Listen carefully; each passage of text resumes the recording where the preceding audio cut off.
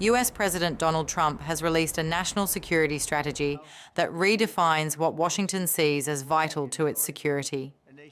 The 33-page document marks a turn away from the post-Cold War era, replacing democracy promotion with a transactional approach centered on profit, borders, and regional dominance. At its core, the strategy revives a modernized Monroe Doctrine, placing the Western Hemisphere at the top of US priorities.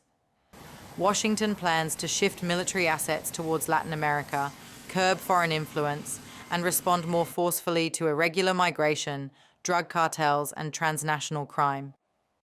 The strategy downplays China as an existential threat, describing Beijing as a commercial competitor and supply chain risk.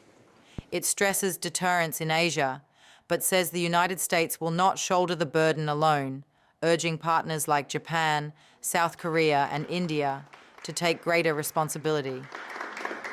Europe receives the sharpest language.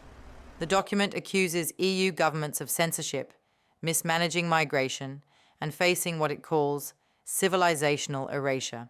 Washington says Europe must lead on its own defense and reduce reliance on the United States, even speaking of cultivating resistance to mainstream European leadership, prompting outraged reactions across the continent.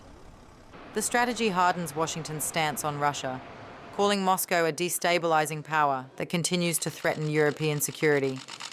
On Ukraine, it signals that future US assistance will be more conditional, tied to burden sharing and Europe's willingness to take the lead.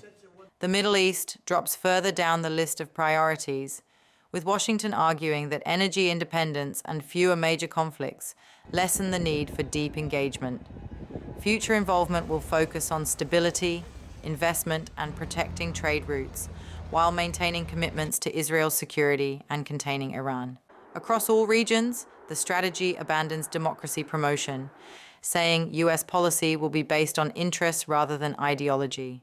It calls this flexible realism, presenting the United States as a hemispherically focused power, seeking stable borders and fewer costly entanglements.